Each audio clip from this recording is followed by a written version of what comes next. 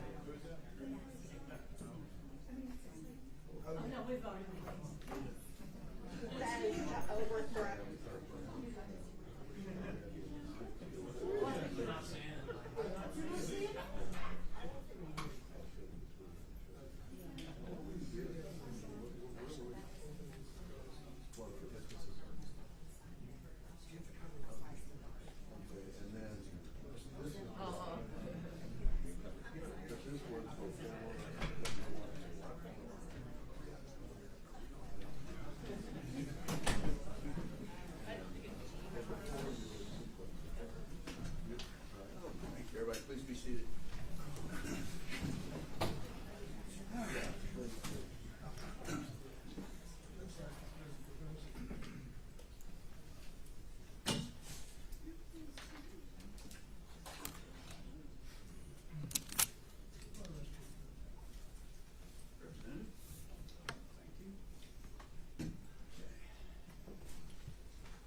Mr. Shelley?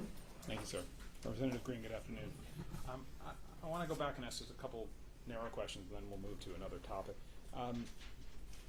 The Twitter handle @MTGreen, that's your Twitter handle, right? Or it was before your account was suspended?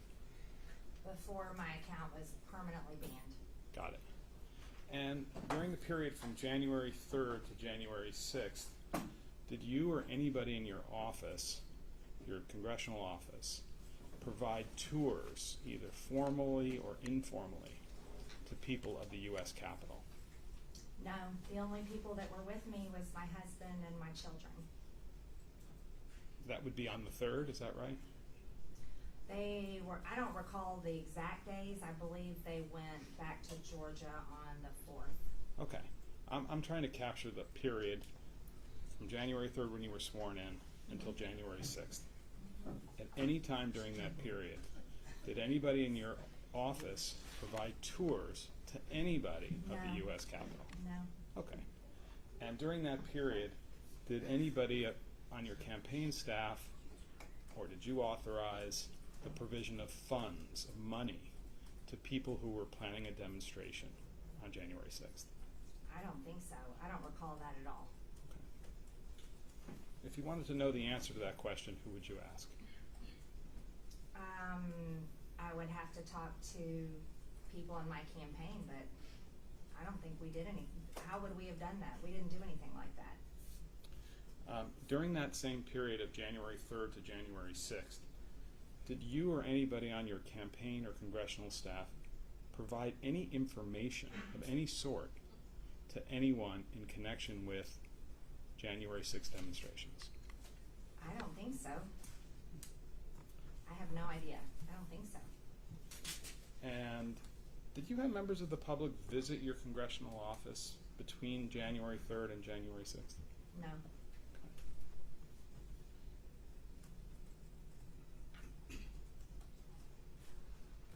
And during that period from January 3rd to January 6th, did anyone from your congressional office or your campaign provide maps or the location of offices within the Capitol to anybody. No, we got our keys to my office on January 3rd. I couldn't even find where the bathroom was most of the time.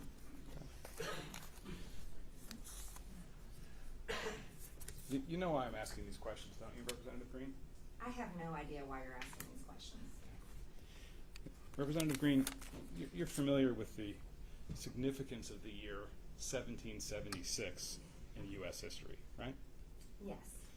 1776 is the year that the Declaration of Independence was signed, right? Mm-hmm. And that was a statement by representatives of the 13 colonies that they were no longer subject to the authority of the British Crown, right? They were declared, it was the Declaration of Independence from the British Crown. Right. And in fact, you may recall this from your studies, the Declaration of Independence refers to King George as a tyrant, right? I'm sure it may say that somewhere in the history books. I don't have the history books in front of me, and I don't know which one you're referring to, but. Well, I'm referring to the Declaration of Independence. That's the one that says that King George was a tyrant, unfit to be a ruler of a free people. Are you quoting the Yes. Declaration? Okay. Yeah, well, you'll accept that from me, won't you? If you're quoting it. Okay. And you would agree that when a government acts tyrannically, then it's unfit to be the ruler of a free people.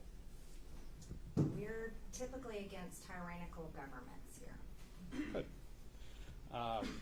And the people who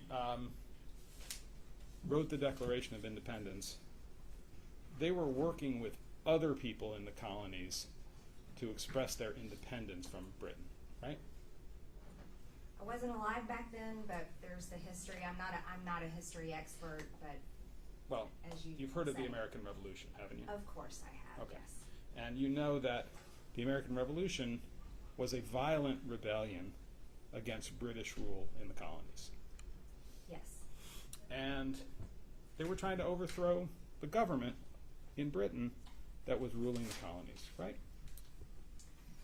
America was trying to start our own government. Right. And to do that, they had to get rid of the British colonial officials who were here in America and throw them out. Yes. And they viewed the British officials here and the Crown in Britain as a tyrannical government, right? Yes. Okay. And that was an insurrection. Wouldn't you agree? The American Revolution was an insurrection against the government? I don't believe it. I don't know where it said that.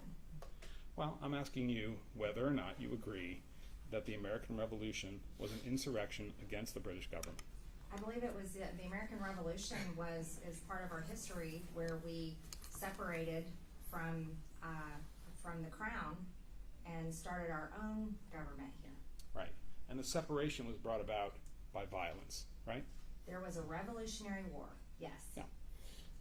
And the violence, the colonists were justified in using violence to get rid of the tyrannical government of Britain, their officials in America. Right? Is that your opinion? I assume I'm so. asking you. It was a Revolutionary War. It was violent. Okay. Now, you've actually talked publicly about the Declaration of Independence calling for the overthrow of tyrannical governments, right? That's something you've discussed publicly. Are you referencing to something I've said somewhere? Well, do you recall talking about that topic? I've talked about the Declaration of Independence, but I don't know what occasion you're referring to. Okay.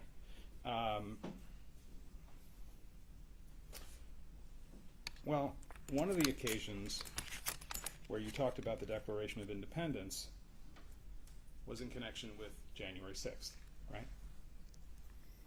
I don't know. Okay. Let's go to plaintiff's 15, please.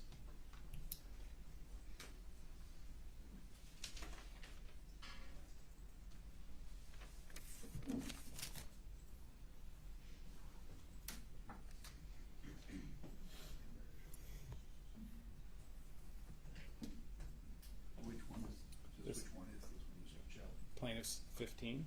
P15. P15, yes. Hang on one second. Ms. Watts.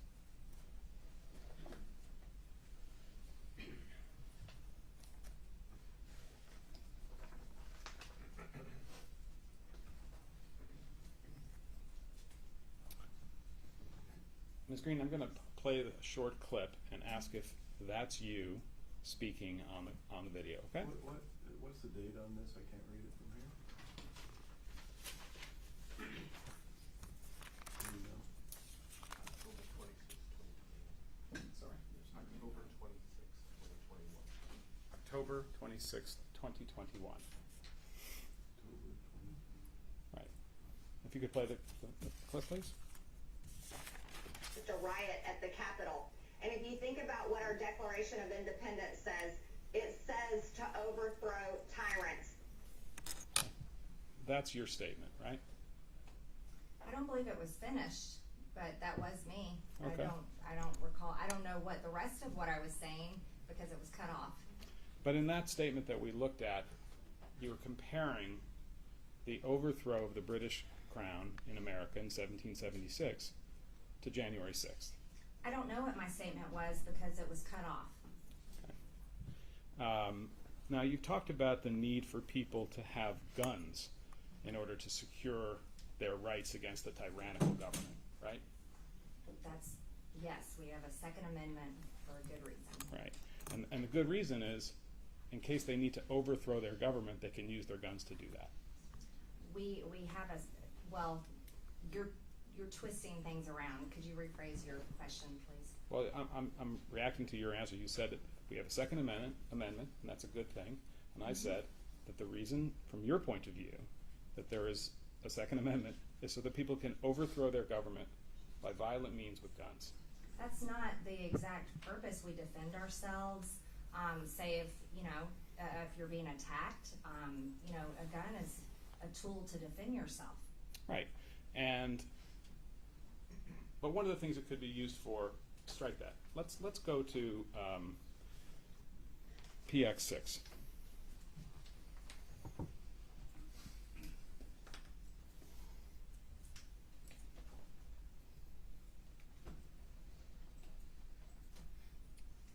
I'm going to play a video here and ask a couple questions about it. Well, first let me just ask you, do you recall giving an interview as reflected on PX6 in October of 2020, just about a week before the election, at something called the Relic Hunter firearms shop? I vaguely remember. Okay, and that's you on the left, and the gentleman on the right is the owner of the shop. Am I right about that? No. Okay, who's that, just so I know? Mr. Dorr. Who's Mr. Dorr? He's a gun rights activist and just someone I know.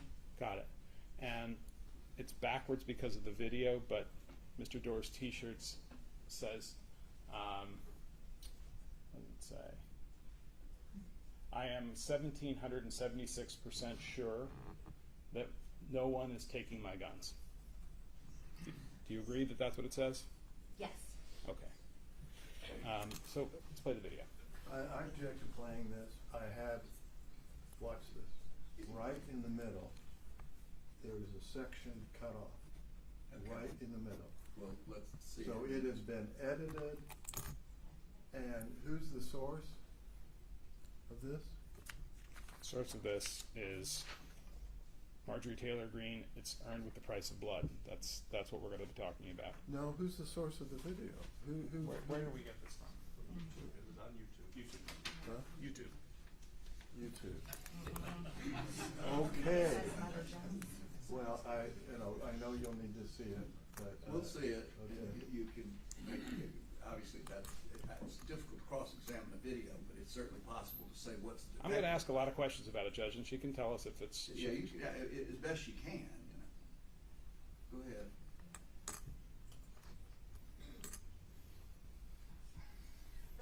Let me stop you. We're not watching the whole thing. We're picking up in the middle of it. Is that correct? It's a minute and 9 seconds, Your Honor. No. What I'm asking is, oh, I see. It's his shirt. It looked like we were halfway into the video. That's why I was. No, I was the red confused. part. We started at the beginning. Yeah. We're playing the whole. Can you go back, Ms. Wells, to just to the very beginning? Yeah, let's start it over again, please.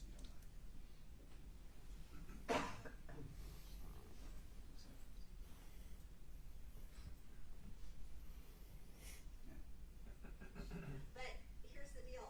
If this generation doesn't stand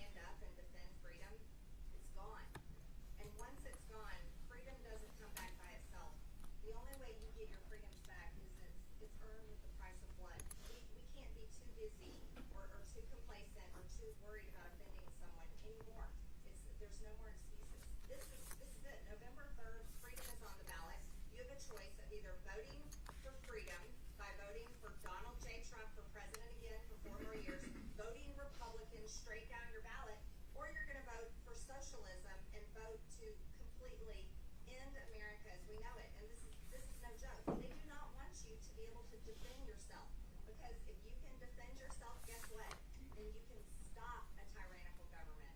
However, if they take away your guns, then you can't. Not only can you never stop a tyrannical government, you can never even defend yourself if someone is breaking in your home. And that's the reality. This is where we are today in 2020. Okay, Mother Jones. It started off with a cut sentence when she said, but, It's clearly edited. okay, so whatever she said before is wiped out. And then you saw 3 times when it was cut, Yeah, okay? yeah. And Mother Jones, I'm sorry, I am not going to rely upon them to give an accurate depiction Well, of the tape. she can, we can proceed with questioning, the witness can respond. I mean, it is the witness, it is statements she made, and she can respond, so go ahead. Well, let's Overruled. let's Thank you. establish that.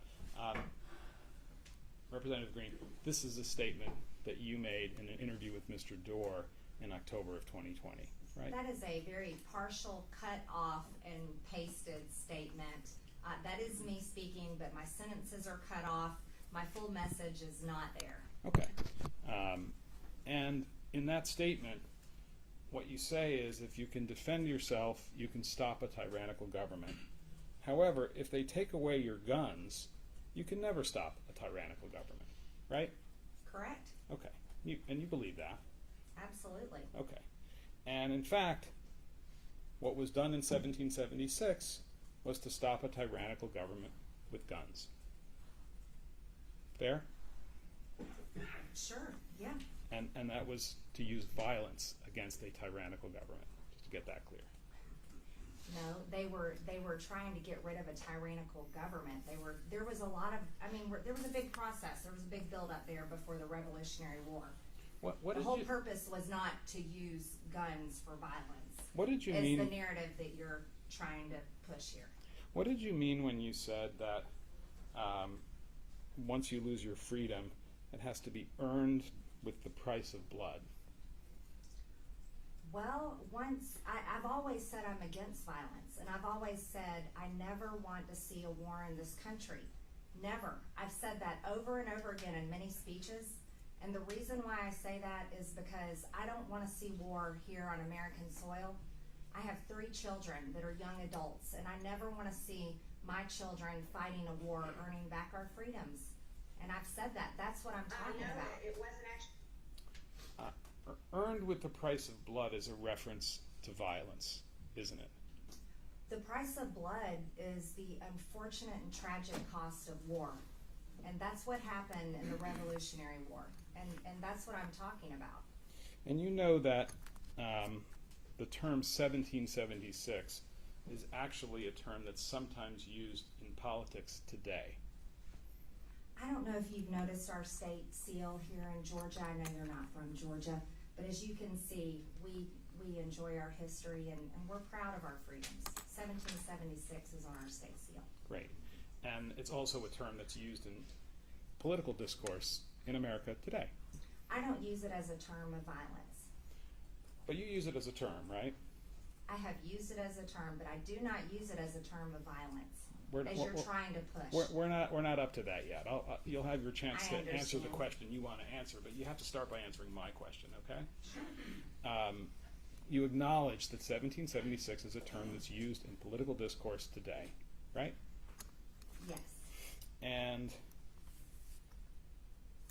in fact, one of the examples of 1776 being used in political discourse today is the T-shirt that Mr. Dorr was wearing in the interview that we just saw, right?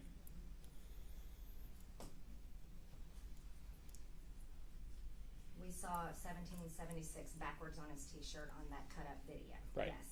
And you understood that T-shirt to mean that people need to possess firearms in order to oppose a tyrannical government. I don't recall I don't remember seeing his T-shirt that day when I saw him. The only time I'm paying attention to it is now because you're drawing the reference. Okay, but as you sit here today, you understand that what that T-shirt is conveying, it's a political message, is that people need to possess firearms in order to oppose a tyrannical government. I don't necessarily understand what you're trying to say. I'm just asking whether you have that understanding or not. I think you're more trying to push a narrative and push words in my mouth, and I don't agree with what you're saying necessarily. As you sit here today, Representative Greene, you know that term 1776 has been used in connection with events of January 6, 2001.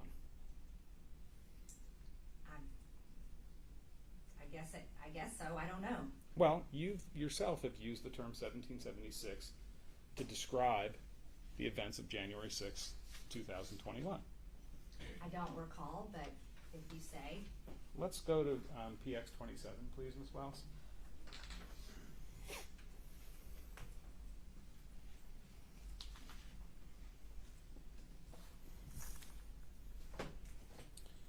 And by the way, this video, Your Honor, has been admitted into evidence. Right. Ms. Wells, can you play that?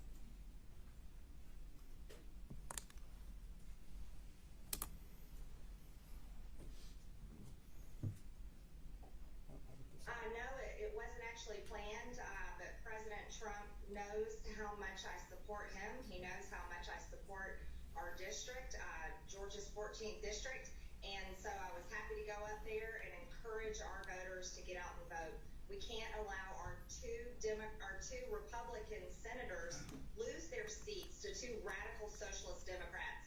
So I was excited to get up there and also cheer on Senator Kelly Loeffler for announcing last night that she'll be objecting to this fraudulent stolen election tomorrow on January 6th. And I'm very excited that both of us women representing Georgians will be fighting for President Trump and fighting for the integrity of our elections tomorrow.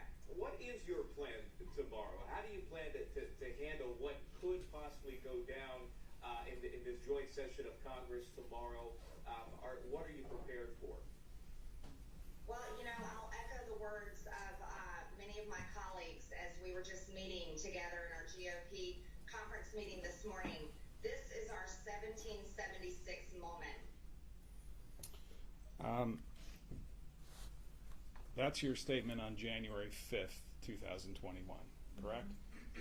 I don't know the date. Again, I don't recall, but now that I've seen it, what was the date of the video? January 5th, 2021, but you don't have to take my word for it. We can play it back and you'll see that you're talking about that tomorrow is the 6th. Okay, yes. Okay. And this is 2 days after you took the oath of office to be a representative from the 14th Congressional District, right? Yes. And you used the term 1776 to describe, in response to a question from the Newsmax broadcaster, right? I was speaking about objecting. Well, he asked you, what is your plan? What are you prepared to have go down tomorrow on January 6th? And your response was, tomorrow is our 1776 moment, right? It's talking about the courage to object. Mm-hmm. And you said you were echoing the words of your Republican colleagues. Was the term 1776 used by your Republican colleagues? I don't recall. That was the video, but I don't recall. Okay. In fact, Representative Boebert has used that term 1776 to describe the events of January 6th, hasn't she? I don't recall. I have no idea. Let's go to PX 9E, please. PX 9E. 9E. 9E, thank you.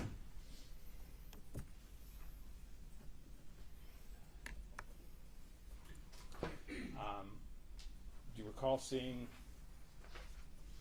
a tweet from Representative Boebert from Colorado at 8:30 in the morning on January 6, 2001? Today is 1776. I don't remember seeing this. I see it now, Okay. if that's her tweet. Do you have any doubt that Representative Boebert used the term 1776 to describe the events of January 6th? I don't know. Let's go back to PX 27, please. So that was an interview that you gave to Newsmax, right? That's what it said on the screen, Newsmax. Okay. Well, you're not denying that, right? No, I just saying I don't even remember the interview until we've seen it. Okay. And that interview was posted that day on your Facebook page. I don't remember. Do we have that? Yeah. Okay, we'll come back to that. Now, when you said this is our 1776 moment, you knew that some of the people who felt that Donald Trump was the rightful winner of the 2020 election used that term to refer to the possibility of violence on January 6th, 2021. No, I never heard anyone talking about violence for January 6th. You've never heard Absolutely anyone. not. You've never heard about anyone using the term 1776 to refer to the possibility of. never Let me finish my use- question, Representative. Okay, excuse me, sorry. I don't mean to cut you off, and No, please I don't cut me apologize. off. Yeah. You've never heard anybody use the term 1776 as a code word for violence to occur on January 6, 2021. No, absolutely not. You're familiar with a group called the Proud Boys? I've heard of them. And you know that the Proud Boys, it has developed, had a written plan for conduct on January 6, 2021, right? No, I did not know that. Okay. The Proud Boys are an extremist, violent group. You would agree with that? I don't know much about the Proud Boys. You've never heard that they're a violent extremist group? I've heard about them. I don't know what they do. I don't know much about the Proud Boys.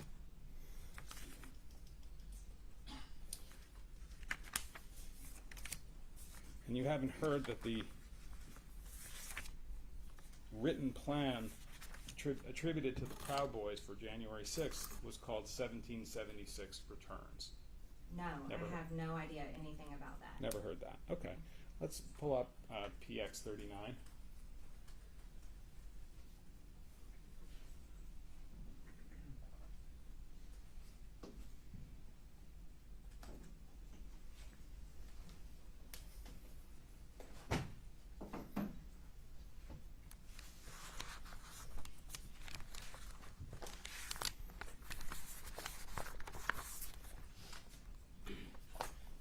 This is an article that appeared in the New York Times on March 14, 2020, entitled "Document in Jan 6 Case Shows Plan to Storm Government Buildings."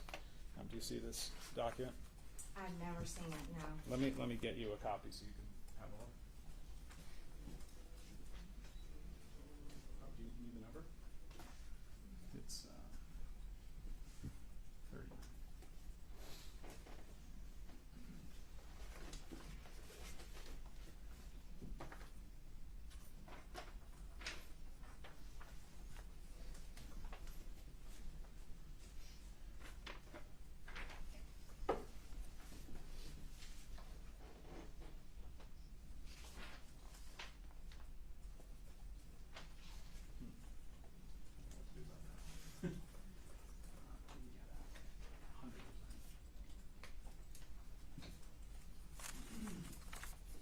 Ms. Greene, did you see a story in the New York Times or in any other publication or media outlet in March of 2022 about the Proud Boys having a written plan to storm government buildings on January 6th?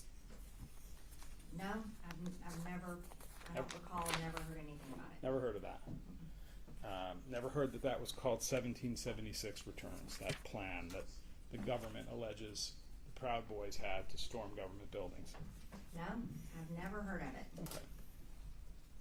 You were aware prior to January 6th that 1776 referred to an idea or a plan for people who were opposed to the certification of the Electoral College vote to infiltrate and occupy buildings in D.C.?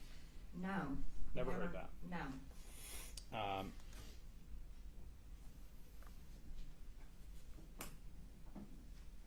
And you were aware prior to January 6, 2021, that 1776 was a term that people were using to describe a plan or an idea to physically interfere and prevent the Electoral College vote. No, I don't know anything about that. Okay, you can put that to one side. We talked a little bit about a person named Allie Alexander this morning. Do you remember that testimony?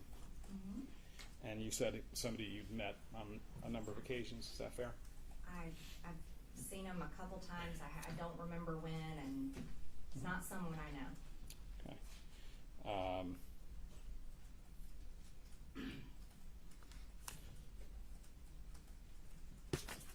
Let's pull up 67, please. PS 67 as well.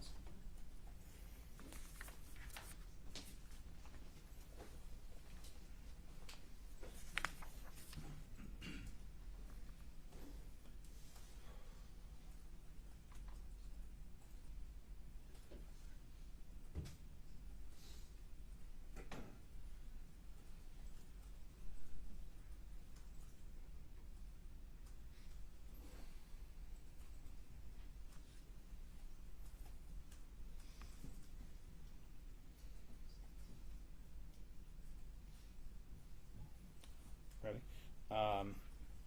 Let's just start. I'm going to ask you to have a look at just the first 10 seconds of the video. It's just a person not even speaking, and tell me if you can identify that person, okay?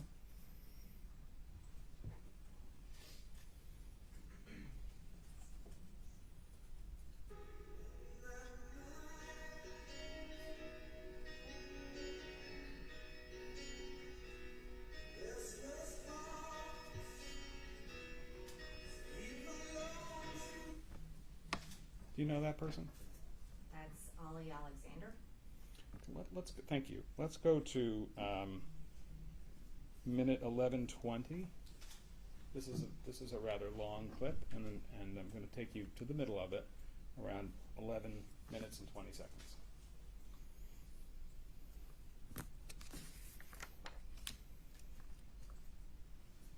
For anything, go ahead.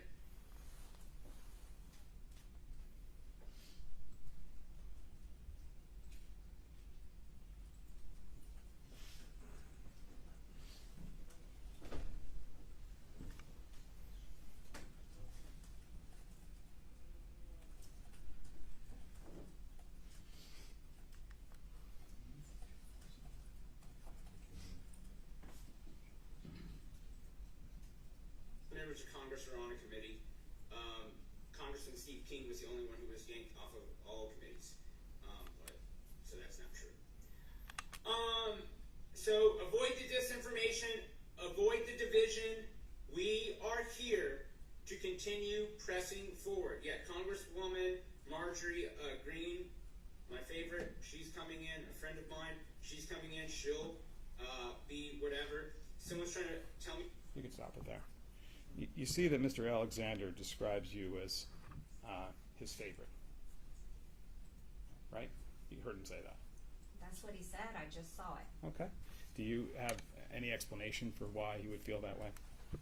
Maybe he likes the work I do. I don't know. I don't really know him that well. I've only met him a couple of times. He describes himself as you as a friend of his, right? That's what he said on the video. Those were his words. Right, that's what he said in the video. Is he lying when he describes himself as a friend of yours? I wouldn't call him a friend. I do not know him. I've only met him a couple of times. Okay. So if he says he was a friend of yours, he would be lying. Sometimes people say things on videos for their followers or to maybe, I don't know. That's what he said. I don't know him. I've only met him a couple of times.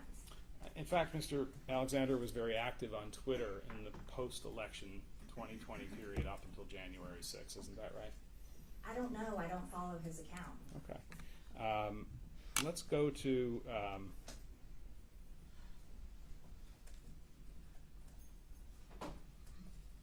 I think we've established that during that post-election period, from November when you were elected until January 6th, one of the things you were doing was organizing people in Congress to file objections to the Electoral College count, right? Yes, working very hard on objecting. Okay. Let's go to PX3, please.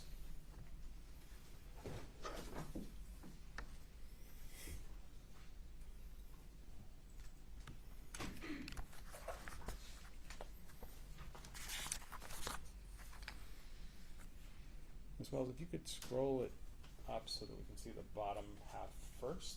Yeah. Further down, please. I'll get you a paper copy.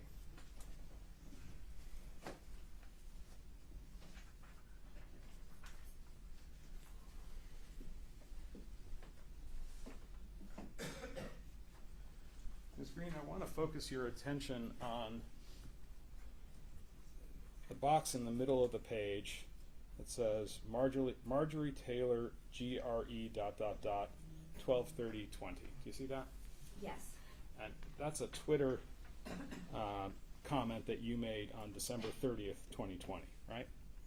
I don't recall making that tweet, but that's what this piece of paper says. Okay. Do you have any doubt that a tweet from your account was issued on December 30th, 2020 that said, quote, word on the Hill is that Mitch McConnell and Nancy Pelosi could be working together on a rules change deal to block our Electoral College certification objection? I don't recall this tweet. My question is a little bit different. Do you have any doubt that this is a tweet from your account? I don't know. Do you recall in late December of 2020 hearing a rumor on Capitol Hill about a deal between Mitch McConnell and Nancy Pelosi to create a rules change so as to block the objections to the Electoral College count? I can't really remember. It's been 16 months or so ago. That would be pretty important, wouldn't it? If they changed the rules so that you couldn't object to the Electoral College count, right? It would have been, but there was no rule change. We were still able to object, or at least we tried anyways. But by this point in December of 2020, your focus was on objecting to the Electoral College count in Congress, right? Yes, finding evidence of voter fraud and planning to object. Yes. Okay. And if there had been rumors of a rule change, that would be something that would be important for you to tweet out and talk about publicly. It possibly would have been. I just don't remember this tweet. I don't remember it. You know that Ali Alexander has responded to tweets that you've sent out over the years, right? I don't know. I don't always. I have no idea who retweets and who responds. That's not something that I spend much time at all looking at. You spend some time looking at it, though, don't you, Representative Greene? Who responds to your tweets? Occasionally, I have some time and I look at who responds, but I do not know what he has responded, what he has tweeted or retweeted. Okay. And the reason that you look at responses to your tweets is you want to see how what you've said is being taken on board by other people. Is that fair? Actually, I don't really look at comments on Twitter because they're filled with a lot of bots and a lot of hateful people, and I don't like to read things like that, so I don't read many comments, hardly ever. Well, you read Mr. Alexander's response to your December 30th tweet that's shown in Exhibit 3, right? And just to read it out loud, what he writes is, if they do this, everyone can guess what me and 500,000 others will do to that building. 1776 is always an option. You read that, didn't you? If this is his Twitter, I see it on the screen. I have no idea.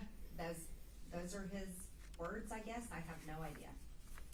Well, as you sit here today, you understand that what Mr. Alexander was referring to was not legal objections on the floor of the Congress, right? No, I don't know what he's referring to. Mm-hmm. And you knew back then that what Mr. Alexander was responding to your tweet was to say, if they make a rules change and Congresswoman Taylor Greene can't object, we're going to go into the Capitol and do violence. I have no idea. I don't know anything about this. And that term 1776 is the way Mr. Alexander was conveying that to his listeners or his readers. I have no idea. Again, I don't know anything about this. I've never seen it before.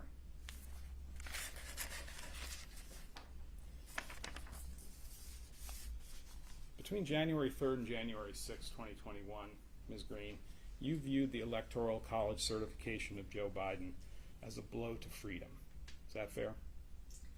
I viewed it as we needed to object because there was so much evidence and so many people had signed their name. Thousands of people had signed their name on affidavits saying they witnessed voter fraud.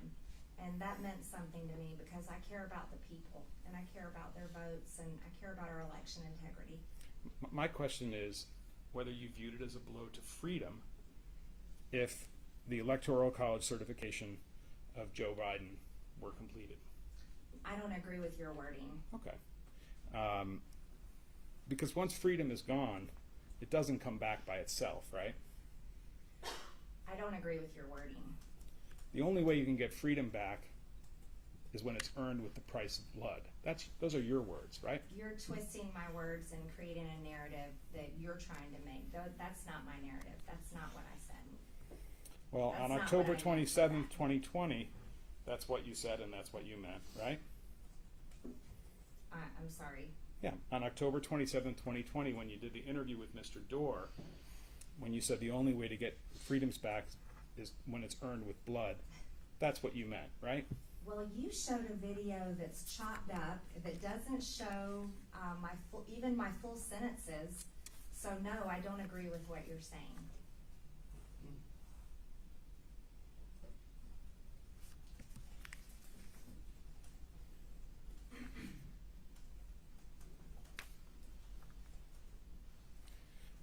Do you have any explanation, Representative Greene, for why it is that on January 5th, the day before January 6th, you described January 6th as our 1776 moment? I don't remember. Seeing this interview is the first time I've seen it in a long time. I don't remember.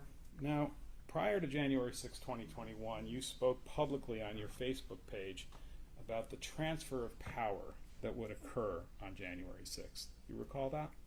I don't recall. Okay.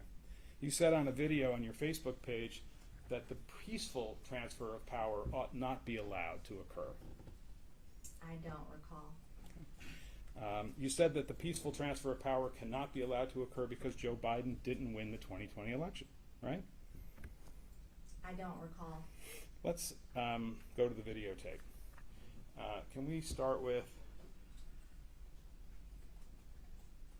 So it's probably best if I explain this. There are two versions of this, and I'm going to ask about both of them. And you can tell me if you think they've been chopped up in any way. They have been chopped up, that's true. But you'll tell me whether you were misinterpreted, okay?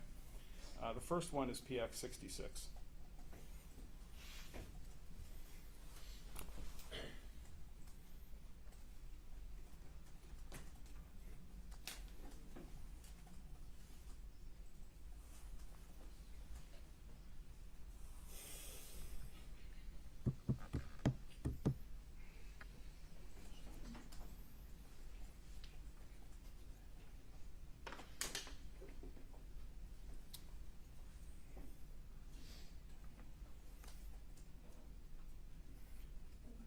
Yes, can you play that one?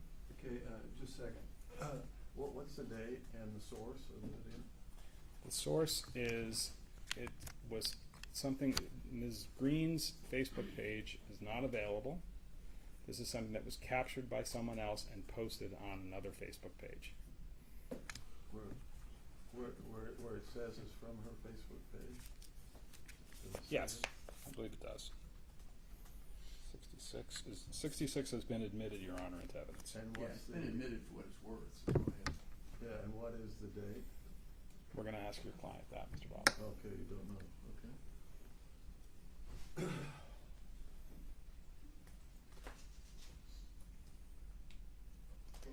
And this is an important time in our history. We can't allow this just to be gone, just to let it go. You can't allow it to just transfer power peacefully like Joe Biden wants and allow him to become our president, because he did not win this election. It's being stolen and the evidence is there. Okay. So that's you, right, Ms. Greene? Yes, that's me. Okay. And when you say we can't allow it, we can't just let it go, the it in that phrase is to have Joe Biden declared the winner of the 2020 presidential election. You are showing a video where it doesn't give us any reference beforehand and it doesn't give us any reference afterwards. So it's not really my complete, it's hard to get an understanding of what I was saying. Okay, so your answer is you don't know what you're referring to. I don't. Okay. We are watching a partial video and a partial statement of clearly an interview I was doing. I don't know what date it was on, and it's definitely off someone else's Twitter or Facebook. I can't see it from here. Well, that's you saying you can't allow it to transfer power peacefully like Joe Biden wants and allow him to become our president because he did not win this election. That's you saying that, right? That's the partial statement on that video. Okay. Can we pull up? But do we see the whole thing? We can run the rest of it if Let's you'd see like. the whole thing. Sure, and there's another one on top of it, so we'll watch too. I mean, we said they're different. I want to be sure that she has an opportunity to see what the difference is. Can I make a suggestion, Your Honor? Let's Yes. go back to the beginning of this one, and then Yeah. we'll play it all the way through. Okay. That'd be good. I agree. Let's do that.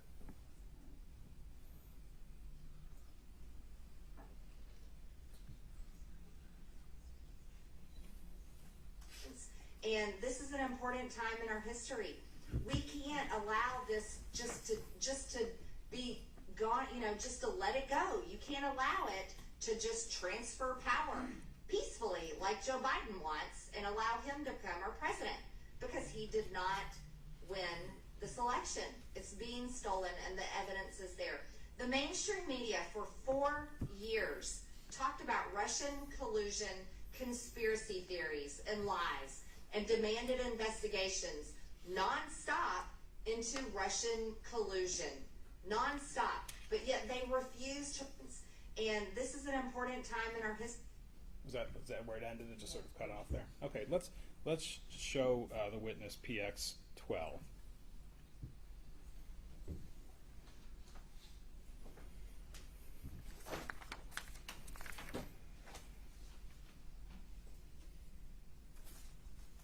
Let me hold off on that for 1 second. This video that we just saw, which we've marked as Plaintiff 66, that's a video that you made in anticipation of objecting to the Electoral College count in favor of Joe Biden, right? I don't know. I don't see a date. It's not from my specific Facebook page. It appears to be on someone else's. Let's see the other video, number 12. Where's this one from? This is also, it's the same thing. It was taken, I believe, off of the video, off the Facebook page of the client, of the Congresswoman, but let's ask her. But where did y'all get it? Where did we get this at? It's off the Facebook, off of the Republican Accountability Project. Okay, so this is a secondary source that Yes. was copied, but that's where you got it from. Yes. So this is a different version. Correct. Okay. You want to play it? Hold on 1 second. And this one is also admitted into evidence, Your Honor, For what it's worth. for what it's worth. America re-elected Donald J. Trump for 4 more years. You can't allow it to just transfer power peacefully like Joe Biden wants and allow him to become our president, because he did not win this election. It's being stolen and the evidence is there. There's a large group of us. We're organizing an effort to object to the Electoral College votes for Joe Biden in key states where there's real evidence that this election has been stolen. I am very convicted in what we're going to be doing on January 6th, and it's historic, and I feel it's very, very important. On January 6th, if you're able, there are going to be possibly 1 million or more people coming to Washington to be there for this historic event. It's critical for everyone to show up and show the nation who we are. We aren't a people that are going to go quietly into the night. We are not a people that are going to be thrust into socialism without stopping it. Okay. Now that you've seen that clip, Representative Greene, do you agree that this is a video that you created in anticipation of objecting to the Electoral College vote on January 6th? This video on the Democrat leftist PAC Republican Accountability Group that looks to be chopped up and spliced, that video, that's not my full video. Listen to my It's- question. Yes. The words that are shown that you're speaking on the screen, those are things that you were talking about in anticipation of objecting to the Electoral College count vote on the floor of the Congress, right? The only thing I was working on was objecting, but again, that's a cut and spliced video. And when you said we're organizing an effort to object to the Electoral College votes, on the video, the we were members of Congress, right? Well, members of Congress are the only ones that can object. That's part of our ability. That's And- what we're allowed to do lawfully. Right, and exactly. And making objections is, in fact, by members of Congress, is part of the lawful transfer of power, right? Objecting is part of the electoral count process. Democrats did it with the past 3 Republican presidents that were elected. They objected, and I'm sure there was a lot of planning that went into that and discussion. We put a lot of planning, a lot of work into it, and as you can see, we talked about it. So when you were talking about we can't allow it to happen, we can't just let it go, you can't allow it to transfer power peacefully like Joe Biden wants and allow him to become our president because he didn't win, you weren't talking about objections on the floor of the Congress, were you?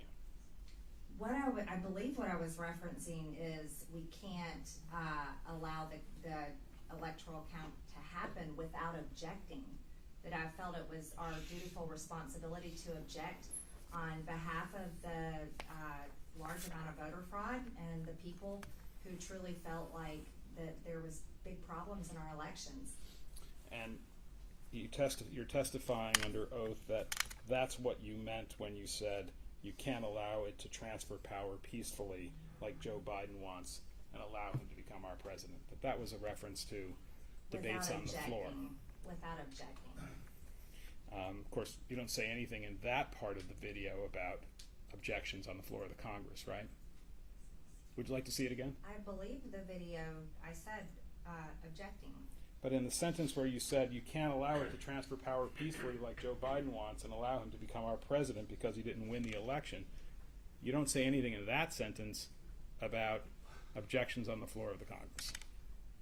Sir, we just saw 2 videos that are cut and clipped, and my sentences aren't even completed. I think the first video started with me saying "and," meaning it was starting into partially something I was already saying. What I was, from the video and my recollection from watching him just then, it was purely talking about objecting. One of the things that you say in these videos is that you call upon people to come to Washington on January 6th, right?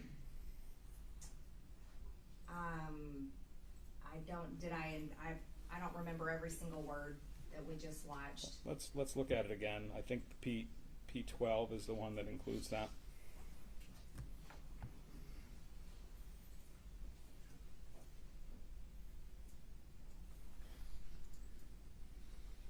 America re-elected Donald J. Trump for 4 more years. You can't allow it to just transfer power peacefully like Joe Biden wants and allow him to become our president because he did not win this election. It's being stolen and the evidence is there. There's a large group of us. We're organizing an effort to object to the Electoral College votes for Joe Biden in key states where there's real evidence that this election has been stolen. I am very convicted in what we're going to be doing on January 6th, and it's historic, and I feel it's very, very important. On January 6th, if you're able, there are going to be possibly 1 million or more people coming to Washington to be there for this historic event. It's critical for everyone to show up Stop. and show. So in that segment, Representative Greene, you're asking people to come to Washington on January 6th. In this video, which I saw jump 3 times, which means it's been cut and spliced, yes, I did talk about people coming there to support our objection peacefully, support our objection, support President Trump. How did you know that there might be 1 million or more people coming to Washington on January 6th? Did you just make that up, or somebody tell you that? I believe those were the numbers being talked about at the time. By who? The media, and just People different who were sources. planning the demonstrations? I have no idea. I think I saw that on the news. And what you said is it's critical for everyone to show up, right? That's what we saw. Supporting, peacefully supporting our objection. That's the only thing I was interested in doing and planning is objecting. Now, the last thing you say in the video is, we aren't a people that are going to go quietly into the night. Do you recall that part? Yes. Okay. Now, that phrase, we aren't a people that are going to go quietly into the night, that's not something that you came up with on your own, is it? I have no idea what you mean. Well, that's something that you borrowed from a movie script, right? I don't know what you're talking about. Okay. You borrowed that line from the movie Independence Day, right? No. Okay. Let's go to the videotape as well.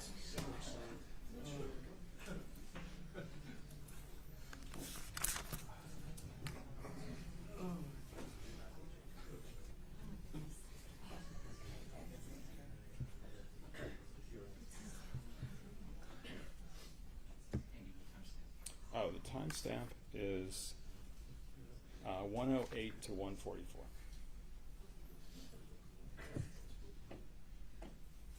Hold on one second. You've seen the movie Independence Day, right? I've seen it before. It's a great movie, right? I think it's probably a great movie. I haven't watched movies in a long time, but from what I remember, it's a great movie. This is the one about the aliens who come to the world, and then there's a big battle on July 4th to ward them off, right? You are giving us quite the entertainment today. Thank you. Okay.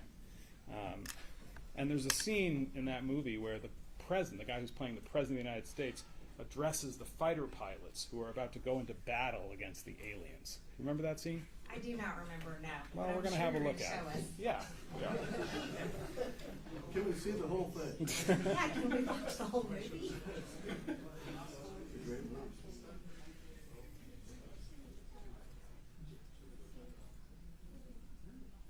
We're fighting for our right to live, to exist. And should we win the day, the 4th of July will no longer be known as an American holiday, but as the day when the world declared in one voice, we will not go quietly into the night. We will not vanish without a fight. We're going to live on. We're going to survive. Today, we celebrate our Independence Day. Great scene, right? Yeah, that was a great scene. And the phrase that the actor uses there is, "We will not go quietly into the night." You heard that. Heard it just now, yes. And that's the exact phrase that you use in the video that we saw that was the previous exhibit. We aren't a people that are going to go quietly into the night. I don't view courtrooms and politics as Hollywood like you do. That is not the first person, I'm sure, that said that and won't be the last. And I don't recall getting any inspiration from this Hollywood movie like you're suggesting. So you were not communicating in referencing that film that January 6th was going to be a new kind of Independence Day. All I was talking about is objecting and standing up for people's votes in our elections. By the way, Independence Day is July 4th, right? Yes. It's July 4th of 1776, right? That's right.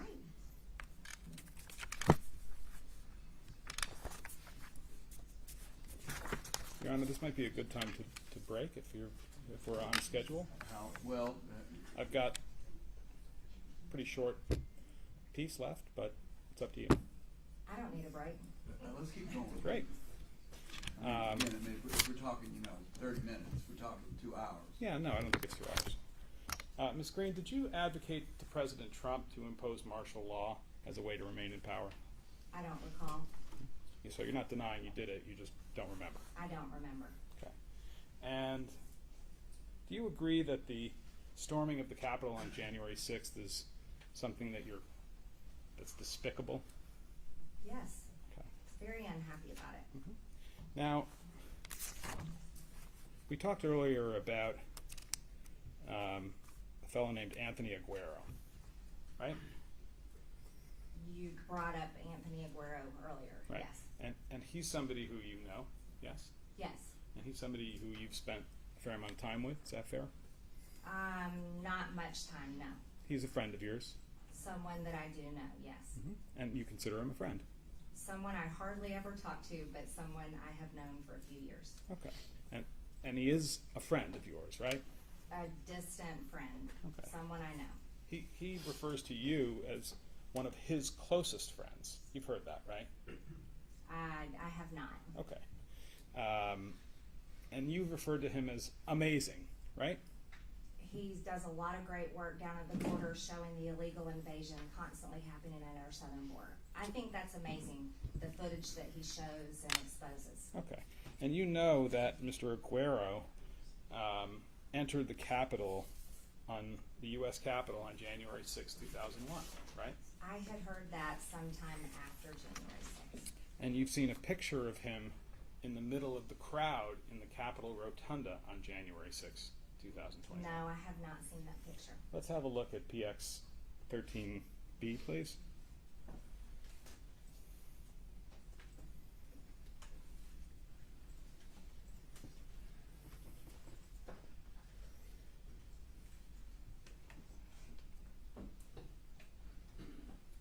Make that a little bit bigger.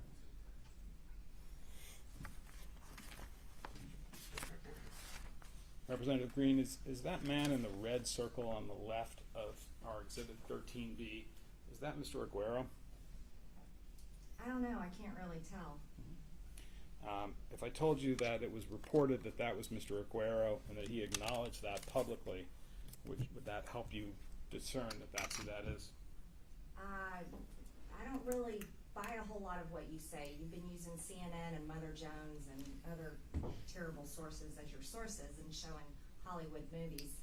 So, but that's what you're trying to say now, but I don't know if that's him or not. I'm just asking whether if I suggested to you that he's acknowledged publicly that that's him in the Capitol Rotunda, would that help you identify him as your friend, Mr. Aguero? I don't see your evidence of him acknowledging that that's him. Okay. I think we can probably do something with that. Can I see 13, please? I think I have it here.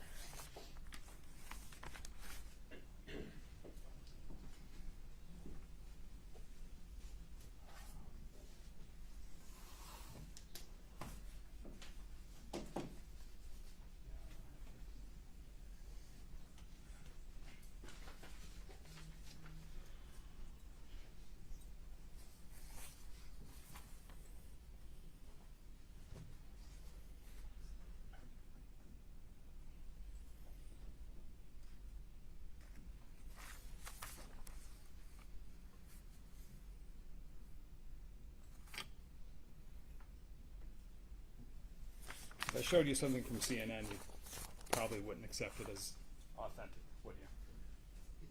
I think we've established that today. We'll move on. Have you spoken to Mr. Aguero since January 6th? I don't recall speaking to him now. Or communicate with him in any way, text, email? I don't recall now. And did you communicate with Mr. Aguero at any point prior to January 6th about the plans for a demonstration in Washington on January 6th? No, I didn't.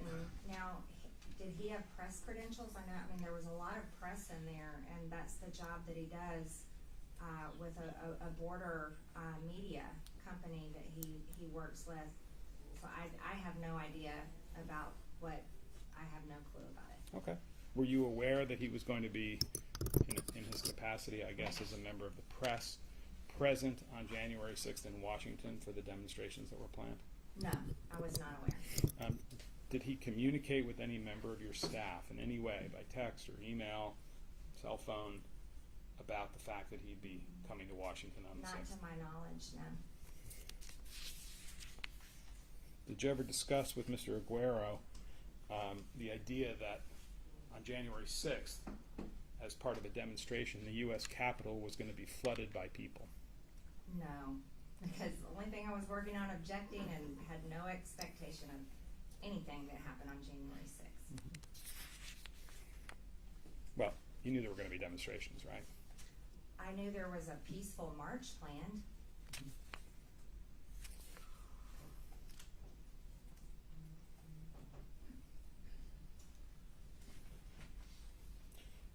On January 6th itself, were you in contact with anyone who was involved in what you described as the peaceful march that occurred that day? No, Was anybody from your staff, your congressional staff, or your campaign staff in touch by cell phone, text, email with anybody who was involved in the day's demonstrations? not of my knowledge.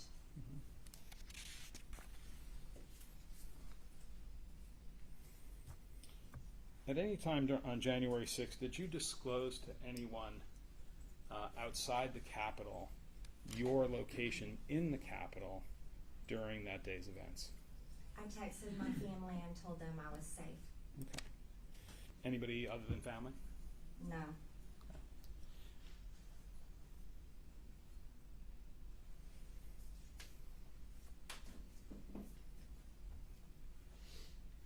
When on January 6th did you first learn that people were entering the United States Capitol unlawfully that day? when we were in the House chamber, we were starting the electoral count, and we went on lockdown, and that's when I first learned of it. I was shocked. And do you know what time of day that was? I don't know the exact time. And when you went on lockdown, as you describe it, why don't you tell us what that meant, what you mean by that? They had to lock all the doors in the House chamber, and they told us that it was on lockdown and that we could choose to leave or stay inside, and it would be safer inside, and so I stayed inside. Okay. And when you say you stayed inside, where did you stay? Inside the House chamber. Okay. And during that time that you were on the in lockdown, as you put it, on the House floor, you said you were in touch with your family to tell them you were safe? Not at that time, no. Okay. When did that happen in the day? Sometime later after we were evacuated. And where were you evacuated to? I can't disclose that location. Somewhere in the Capitol? Mm-hmm. And when you were in that other location in the Capitol, I presume that would be a secure location, is that right? Yes. Did you have any communication, either by phone, by text, some other way, with anybody who was outside the room, outside the secure location you were in, other than your family? Not that I recall, no.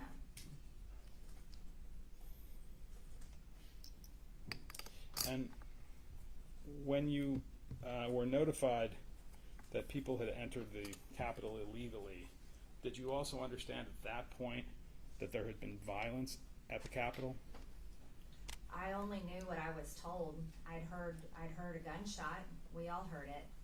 And we were so confused. We thought Antifa was breaking in, or BLM, because of those were the riots that had gone on and on all throughout 2020, day in and day out. Just horrible riots all over the country, and that was the only thing that made sense to most of us. What do you mean by BLM? BLM rioters. Is that an acronym for something? Black Lives Matter rioters. Mm-hmm. That rioters that were attending the Black Lives Matter protest. To your knowledge, has anybody connected with the Black Lives Matter movement or the Antifa movement, as you say, been subject to arrest or charge in connection with the January 6th events? I don't know, actually. I know they were arrested all over the country much through 2020, and over 95% of them had their charges dropped, unlike January 6 rioters that are still in jail, some of them, Your Honor, pre-trial. could I have a few moments to consult, and then I think I may be done. Sure, just, yeah, we don't need a break, do we? Okay. 5 minutes would be You great. want a 5-minute break? Well, if y'all wanna step out, that might be easy for Yeah, everybody else. I think there's a room next door. That's fair, everybody got to go and come. You wanna step down, stretch your legs, feel free to do so. No, I'm doing fine. Oh, absolutely. Man, I know. How are you? We're gonna all get through today, we'll be fine.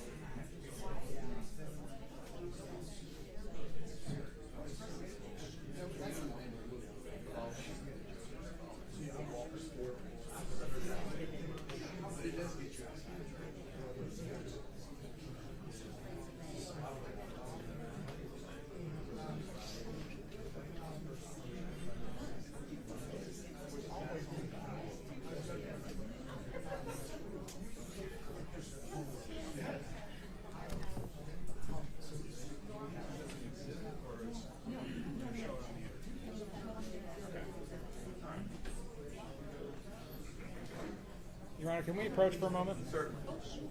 Bob? Yeah, this is hot. We need to go somewhere.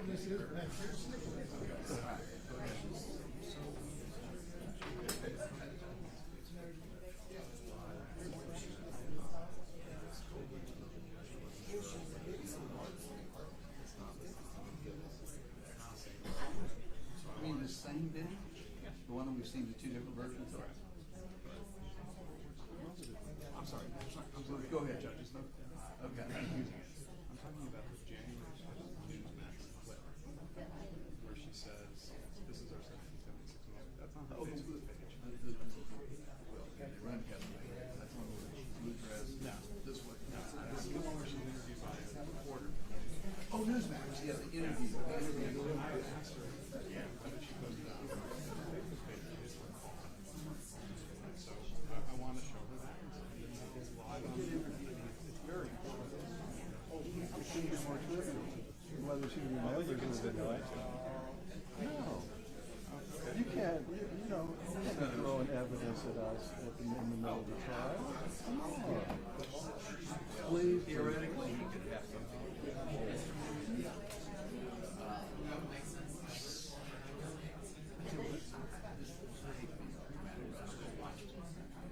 It's the same. It's the same. Why do we do this? Because it shows that it's posted on the Facebook page. That's the only difference. We have is that she posted on the Facebook page. You learn about that in my closing. I mean, yeah, on one day basis, but that's unimpressive. She doesn't recall. That's okay. Let's show her.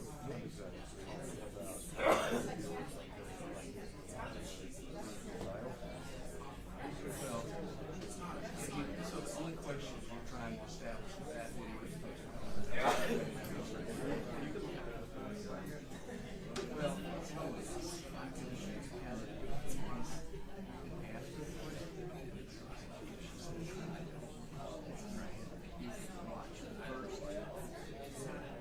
seconds or something.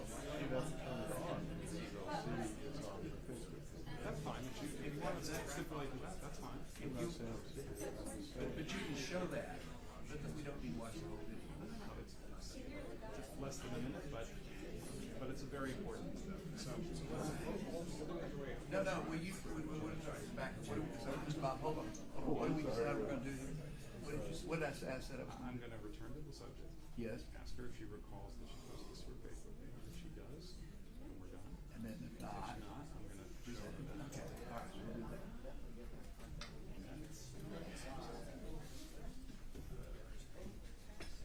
Bear with us. I'll do it. Okay, I got you. I need to get my notes on that.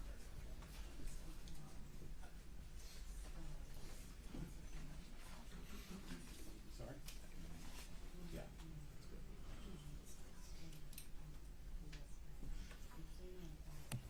Thank you for your patience, Representative Greene, Your Honor.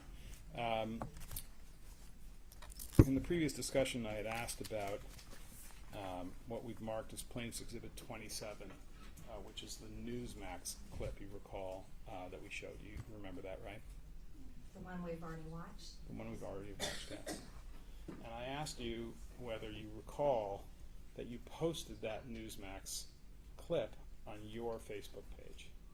I don't recall what was posted on my Facebook page. Fair I enough. don't make all of my Facebook posts. Fair enough. Let's Explain what this is. yeah, I'd like to show you this. This is a live version of your congressional campaign Facebook page as it sits there today. And what we have is the clip that we had separated in the previous testimony. And I'd like to play that for you just to see if you will acknowledge that that clip is now available on your Facebook page.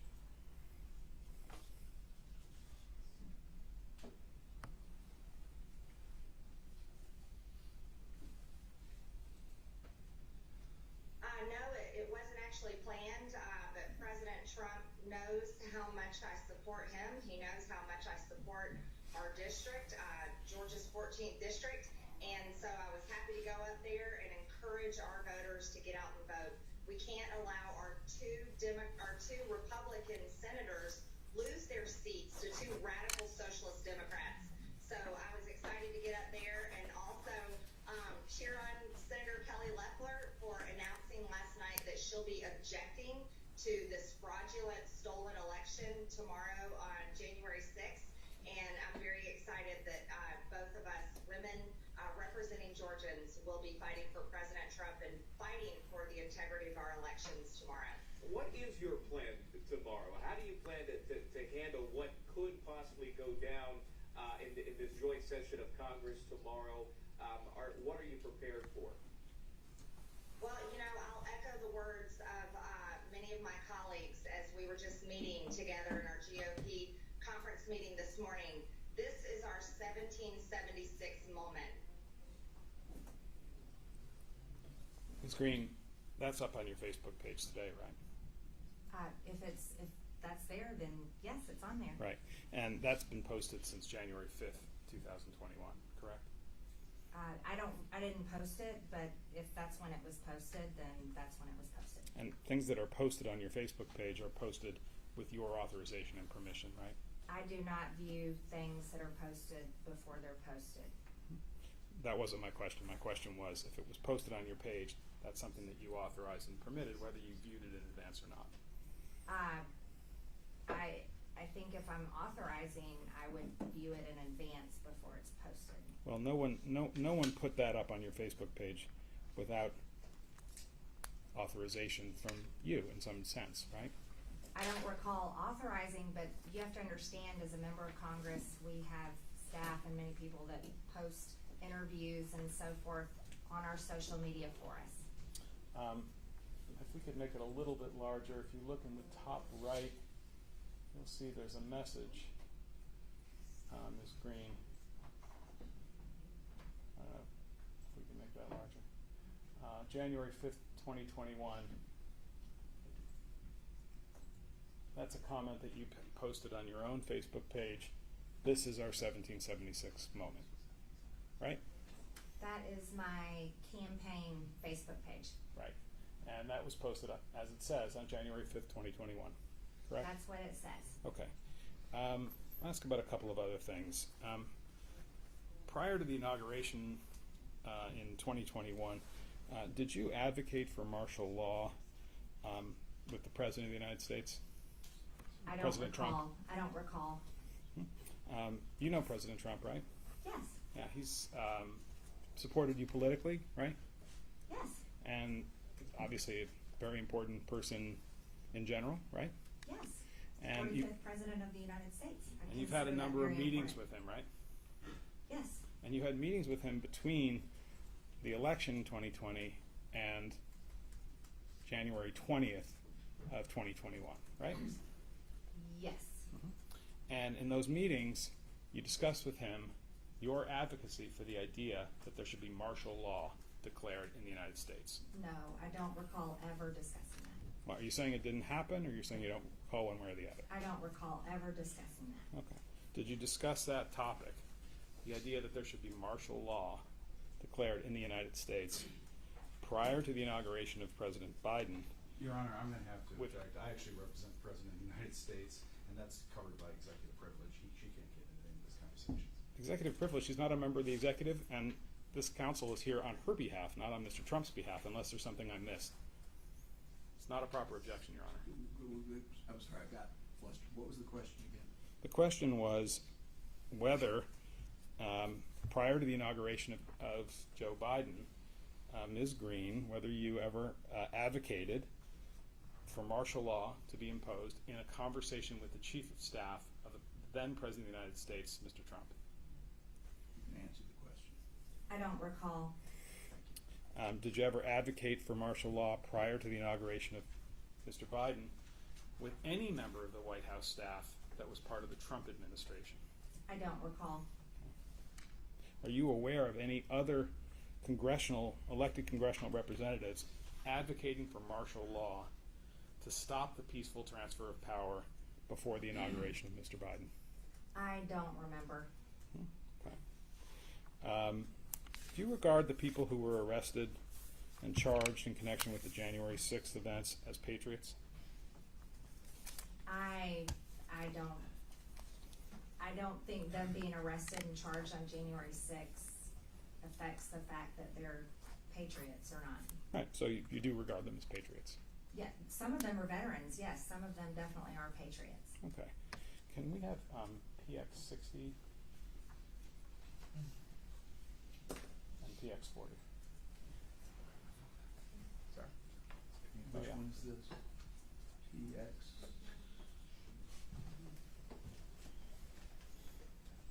Um, 60? Yes, this is plaintiff 60.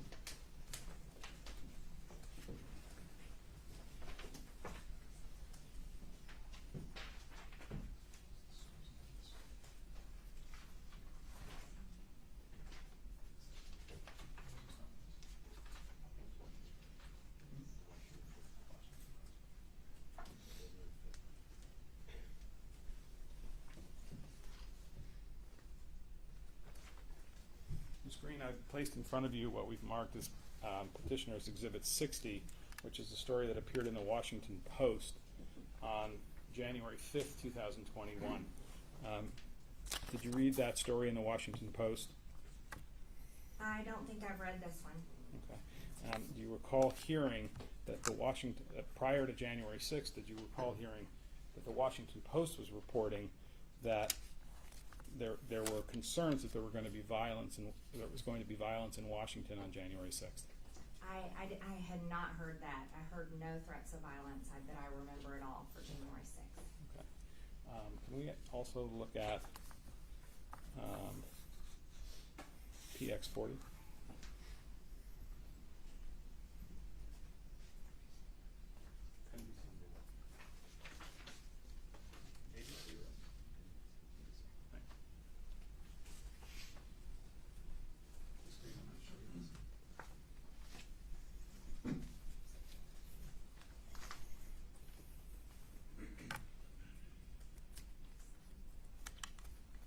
Ms. Greene, I placed before you a January 5th, 2021 article entitled "Violent Threats Ripple Through Far-Right Internet Forums Ahead of Protest."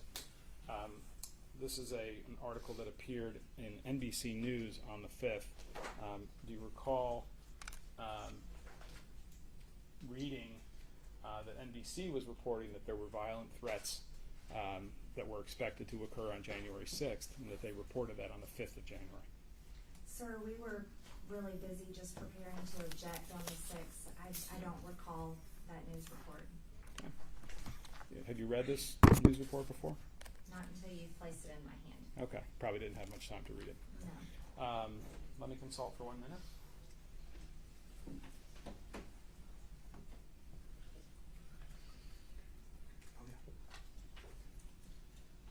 One last thing, Ms. Greene. You told us early in the day that you were suspended from your Twitter account or permanently taken off Twitter. Is that right? Permanently banned. Banned. You're not banned from Facebook, though, right? No. And we saw your live Facebook page just a couple of minutes ago, right? You pulled that up. Yes, you did. Right. And on your Facebook page, you have directed that certain videos be removed from the Facebook page, right? I don't recall. One of the videos that you had removed was the one from February of 2019, where it talked about a sea of people and flooding the Capitol and violence in the Capitol in connection with the Fund the Wall matter, right? I don't know what you're referring to. You had your staff take that one down, didn't you? I don't know what you're referring to. Facebook never ordered you to take any video off your Facebook page, did they? I don't recall. I have nothing further, Your Honor. You wanna proceed? I mean, Sure. you need a break? Y'all Oh, no. okay? I'm doing great. Okay, as long as, again, I don't think you're It ready. will not take long, and I assume we can have a break to get ready for a final argument. Yeah, that'd be perfect. Thank you.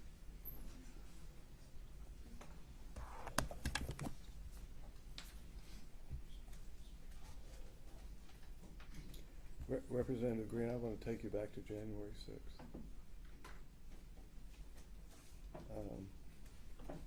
you've already testified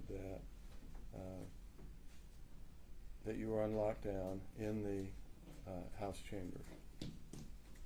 And I'm sorry. I just need Mr. Bobby to speak up a little bit. Oh, you need to I'm speak up, having a hard I'm time. sorry. Thank you. you've already testified that you were on lockdown in the House chambers. Yes, And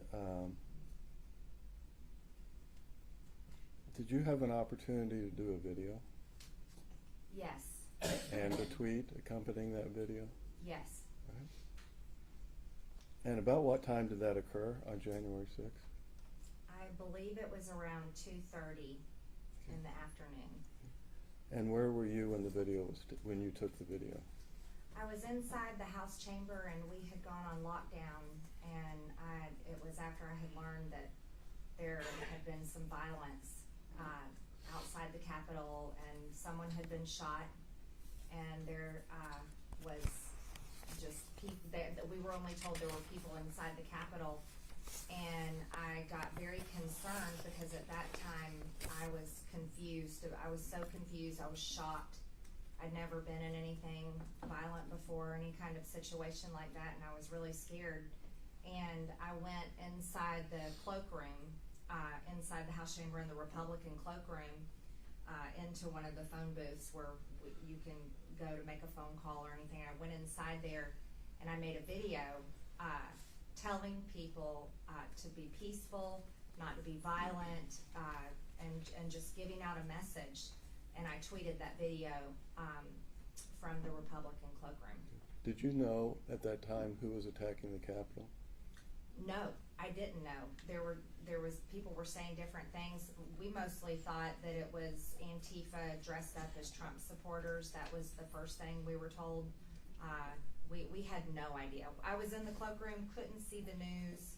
I just knew that we were on lockdown, and they said, by that point, they said, you cannot leave. You have to stay in here. I'll show you what's marked as R1. It's the tweet. And I don't know, I think we just have the video on electronically. This has already been admitted. Yeah. Right.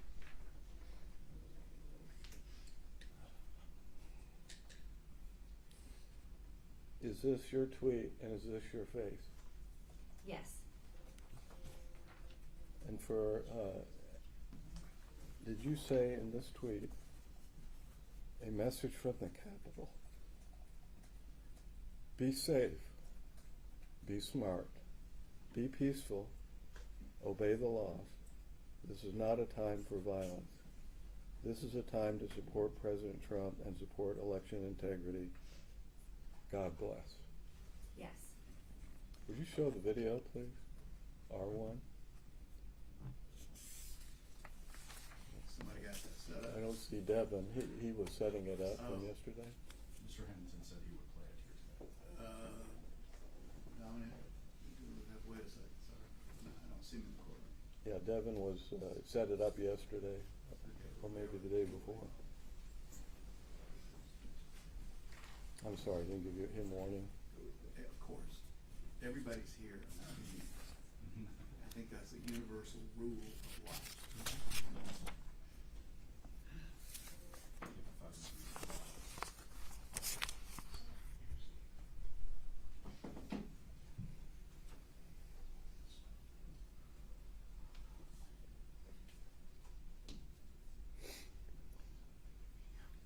We had a thumb drive delivered, Your Honor, yesterday that it was.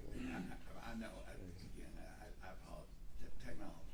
Yeah. I'm sure that these are that. I mean, I have, this may be it.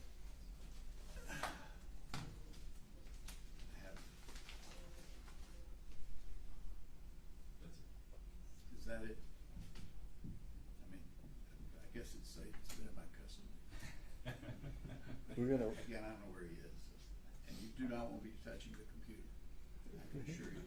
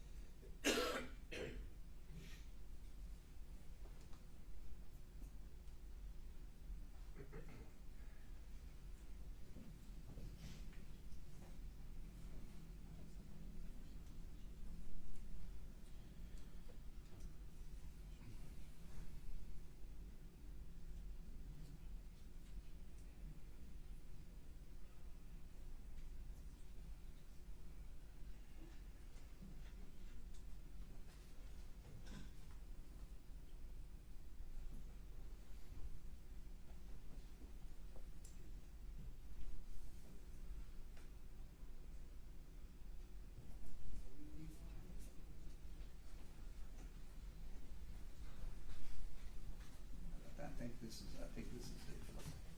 Looking on TV or playing your Do you laptop? need us to go on recess, man, so you can set it up? We can break. Well, we'll take 5 minutes. I mean, Okay. you know, people are not gonna leave and come back in 5 minutes. It's gonna take a minute to set it up. Sorry. Okay. I thought it was. Sorry. Is that- Their laptop, or we can play from here, whichever. If you need me to go grab a laptop. Will the playing on the TV or? Yeah, it's gonna be on It needs to be on that screen. Okay. I know use a laptop. No, this, we don't, no. Okay, so it needs to, their laptop needs to be disconnected from that? Right. Yeah, so we just need to disconnect it from the display.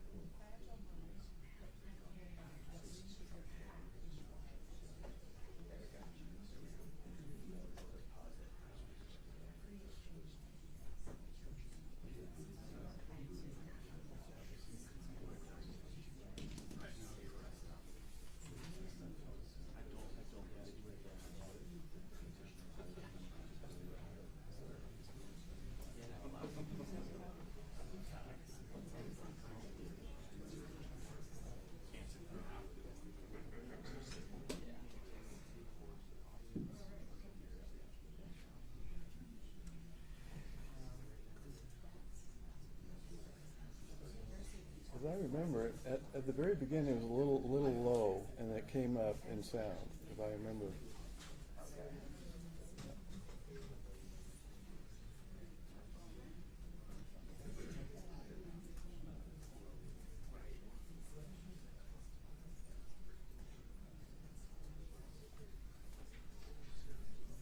Maybe not. Yeah, I saw that this couple of TV.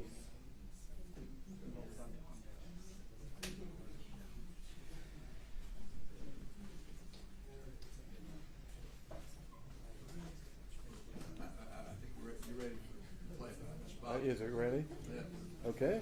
Turn it on. Let's Go. play. Let's go. I think we're just trying to fix the volume. Turn the volume up on. I get it back here. I understand. Yeah, you'll need to turn that up. I've already seen it several times. So.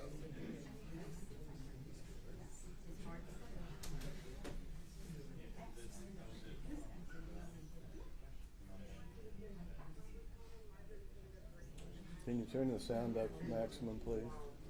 Just letting you know for all the great people, wonderful Americans, Quiet, who Nicole, support room. President Trump, that are here in Washington, start it over, D.C. please? today. Today is a time to support your president, and just know. Start over yet. Everyone, this is Congresswoman Marjorie Taylor Greene. I am sending out a message to you all, just letting you know for all the great people, wonderful Americans who support President Trump, that are here in Washington, D.C. today. Today is a time to support your president, and just know that we're fighting for you here in the Capitol, in Congress, fighting for your vote and fighting for President Trump. So I urge you to remain calm. I urge you to have a peaceful protest. Make sure that everyone is safe and protected, and let's do this in a peaceful manner. This is not a time for violence. This is a time to support President Trump, support our election integrity, and support this important process that we're going through in Congress, where we're allowed to object. So this is very important. So I urge you to stay calm, be the great American people that I know you are, and just know that we're in here fighting for you. So God bless everyone. Be careful, be safe, and be smart, and obey the laws. Thank you very much. Representative Greene, is that you? Yes. As I look at your face and hear your voice, I think you're scared. Objection. This is not for Mr. Bob to testify about his feelings. What was your feelings at that time? I was scared. I was very scared. I was concerned. I was shocked, absolutely shocked. Every time I said we're going to fight, it was all about objecting. And to me, that was the most important process of the day. And I had no idea what was going on, and I just didn't want anyone to get hurt. I didn't want to see anything terrible happen. And it was very upsetting. I was very, very upset when I made that video. And you've been on the stand for several hours here during direct examination, and they showed you multiple tweets and multiple videos. Did they show you that video? No, they didn't show that one or all the other social media posts that have been made on my accounts that I have made, or videos I have made where I've always denounced violence, and all the videos I've said and speeches I've said of how upset I was about the riot on January 6th and how much I didn't like it and how much I was against it. And even when I went and visited the January 6th defendants, pretrial defendants in the DC jail, and I went there to see their conditions because we had heard horrible things about their Your Honor, treatment. I don't know what this is relevant to. I object. It's not relevant, but, so I sustain, yes. In other words, cutting you off is going beyond the question. Thank you. Now, let me show you what's been admitted as R4.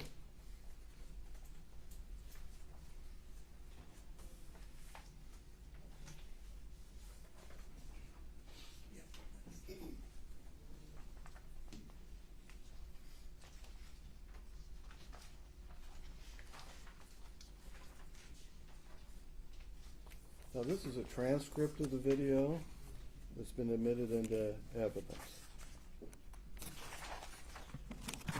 And I want you to turn to page 2. And did you say these words? So I urge you to remain calm. I urge you to have a peaceful protest. Make sure everyone is safe and protected. And let's do this in a peaceful manner. This is not a time for violence. This is a time to support President Trump, support our election integrity, and support our important process that we're going through in Congress, where we're allowed to object. So this is very important. So I urge you to stay calm. Be the great American people that I know you are, and just know that we're in here fighting for you.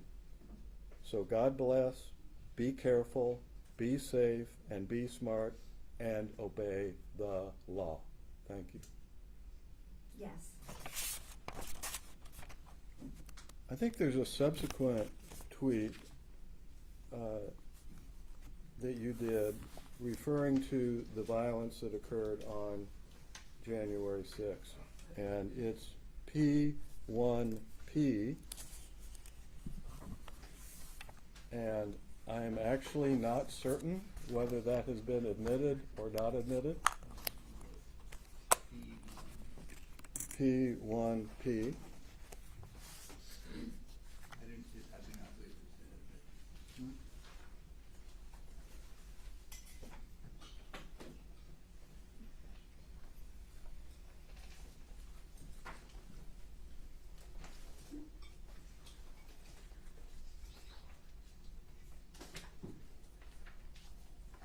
So, Representative Greene, did you tweet this tweet? If I know what I'm talking about. I don't remember, but I see it's my MT Green Twitter account. Okay. So it went out from your Twitter account, but you don't know if you did it or another member of your staff or another person.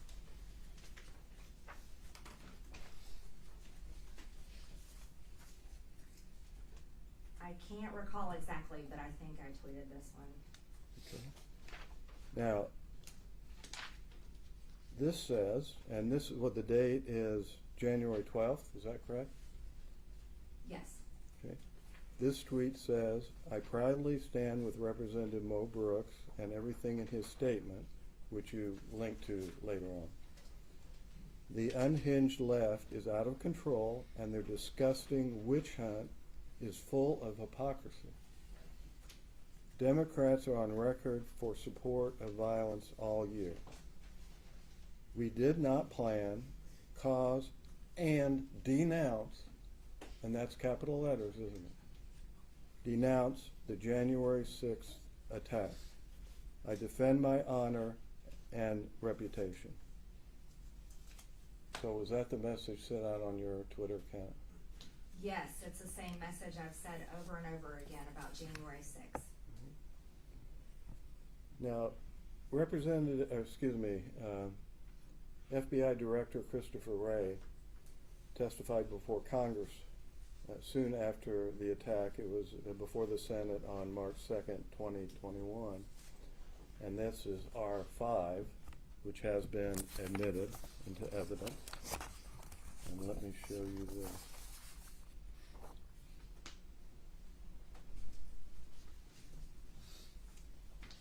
Are you moving to the admission of this? Yeah, I'm really sure if it's been admitted. It has. I don't believe this has been admitted. All right. Are you moving to admit? Yes, I am.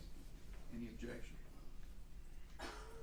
I'm moving No objection. Yes, sir. It's P1P. admitted. Thank you. Thank you. Now, when he testified before Congress on March 2nd, of course, you remember Congress, right? Yes. Right? And he said, I was appalled, like you, at the violence and destruction that we saw that day. He's referring to January 6th. Yes. I was appalled that you, he's testifying before Congress, looking at members of Congress, our country's elected leaders were victimized right there in these very halls. Were you a victim of the attack? Yes, I was. I was in the House chamber when it happened. I had to be evacuated to safety. We were held for hours in a secret location, protected by Capitol Police, military members, for hours until they cleared the Capitol. Yes, I was a victim of the riot that day. No further questions. Your Honor, I believe the testimony has opened the door on the issue of text messages that Representative Greene sent on January 6th during the insurrection. And we would call for their immediate production and the ability to have a moment to look at them so that we can examine her on them. I thought the testimony was she did not send any other messages. No, she's testified that she sent messages to her children and her family. Those were text messages. Those were not tweets. We did not talk about any text messages. That was the controversy over the omission of the text messages, which we have not referred to at all. Except that Representative Greene referred to it when I asked her if she was in touch with anybody from that day from the floor, and she said that she texted her family. You can't open the door. Hold on. Only I could open the door. Well. Okay. Look. First of all, do you have any questions other than this? I do, and I'm going to preserve that position, but I'll move on. I understand. Right. We're going to take a break. It's been a little chaotic for the last few minutes. Representative Greene, you mentioned a number of statements that you made after January 6th where you talked about being upset about the fact that there was violence, right? Yes. Can you point to one press release or tweet or comment on Facebook prior to January 6th where you use the word peacefully and in terms of urging people to behave peacefully at the demonstrations that were expected to occur? I would have to look all through my social media, but I'm sure that it's there. I've always denounced violence. I denounced those Antifa BLM riots all over the country over and over, just like I denounced the January 6th riot over and over. So you recall that? Even to the people in jail, I told them that it was wrong. I told them in the DC jail I did not like what they did, but that I'm there because I support their due process rights, which is being violated.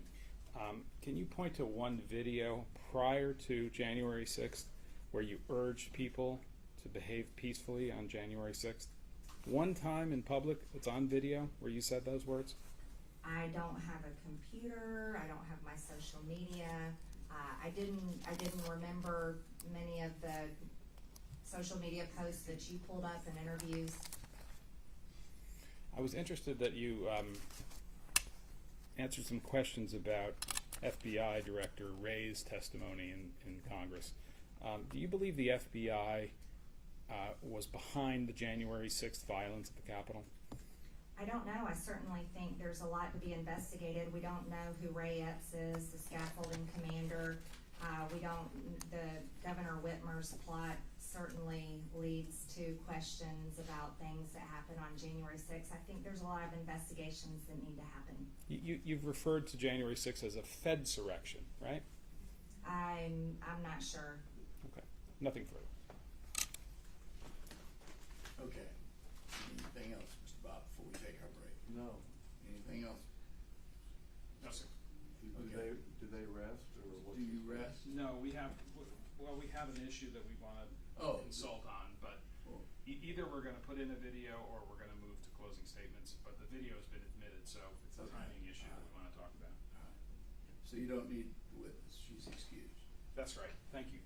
Thank you. Thank you, Representative. You are excused. They step down. All right. Now, I believe we discussed we were going to take a break before we go. Well, what do you want to do, Mr. Kelly? I mean, you want to take a break? I don't know what you're contemplating. Out of 5 minutes or an hour. Yeah, I think, Your Honor, we would appreciate a very short break. Well, let's take 15 and be back at. Let's be back at 1:45. Your Honor, can I ask a question? Yes. Are we absolutely dedicated to stopping at 4:30. If we went a little longer than that, would that I be? will have to consult with Okay. the real powers. Only because we're trying to figure out our presentation, the last piece of our presentation, if we want to close, or do we have one more thing? And so it would be nice to know how Well, much. I will consult with Judge Mallohy, and we will respond when we reconvene. Thank you. Okay, we're off duty for 15 minutes. Judge Mallohy, could I chat with you about logistical questions? Put that back. Thank you.